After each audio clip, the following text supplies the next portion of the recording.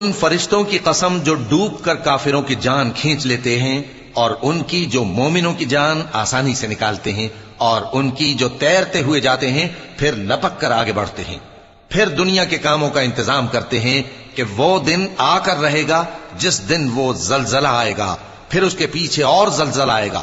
اس دن لوگوں کے دل خوف زدہ ہوں گے اور آنکھیں جھکی ہوئی۔ کافر کہتے ہیں کیا ہم الٹے پاؤں پھر لوٹیں گے؟ بھلا جب ہم کھوکھلی ہڈیاں ہو جائیں گے تو پھر زندہ کیے جائیں گے؟ کہتے ہیں کہ یہ لوٹنا تو سراسر نقصان کر لوٹنا ہوگا۔ تو بس وہ ایک ڈانٹ ہوگی، اس وقت وہ سب میدان حشر میں آ جمع ہوں گے۔